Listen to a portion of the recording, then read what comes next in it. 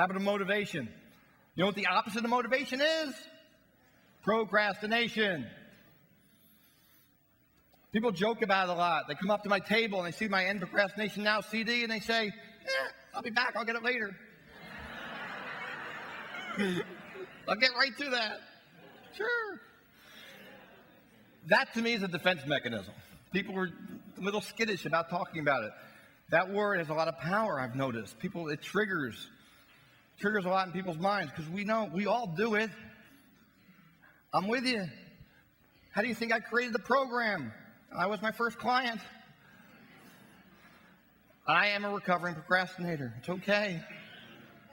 And I say that because we're always fighting that. Always fighting the challenges, the distractions, right? Easy to get distracted. So the first dozen clients or so I had were business leaders, CEOs, owners of companies worth millions of dollars. They came to me to help them. I'm coaching them.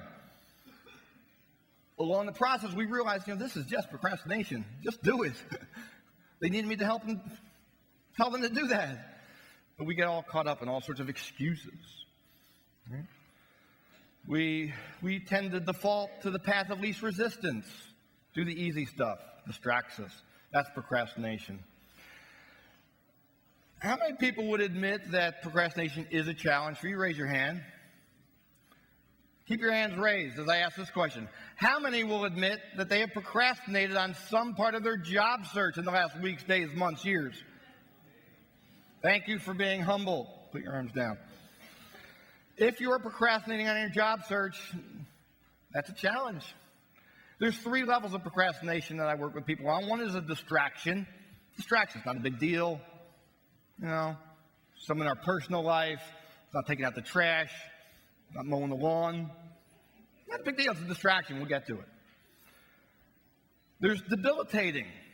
Now it's starting to impact. Starting to impact our relationships, starting to impact the results we get. It's on the way to the 3rd level, which is destructive. If you're procrastinating on any level of your job search, folks, it's at minimum debilitating, on the way to destructive. We've got to stop it. You've got to get focused. You've got to set those goals, and you've got to hold yourselves accountable every day. Breakthrough procrastination. People ask me all the time, Skip, how do you stay motivated? Which really what they're asking me is, how can I stay motivated? I tell them this. You have to understand the source of motivation. To understand the source of motivation, you have to understand the word motivation. You break down, I like breaking words down to their derivative form so you can get the real core definition. And I do that with motivation. You go motivation, motivate, motive. What's a motive? It's a reason or a purpose, right?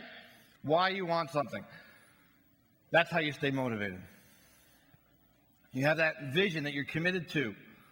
Is it compelling? Is it exciting? Is the why strong enough? Somebody once said, not sure who, I think many people, when your why is strong enough, you will surmount any how. Paul's goal to win that medal in the Olympics, it was strong. That was his why. That was his goal. He had a strong, powerful why. Rather than to put on that little thing every day and get out in front of 12,000 people doing it. Strong why. What is your why? So what is your motivation for moving forward, for getting that ideal position that you're after, for fulfilling that commitment of that vision? That's the challenge. So, your assignment, and you are going to choose to accept it in the next 30 seconds. On your handout, write down the thing you were admitting to procrastinating on in your job search. Write that down on the handout. And then take a moment to write down what's the compelling reason. Why is it vitally important that you take immediate and consistent action towards fulfilling that? You have 30 seconds. Go.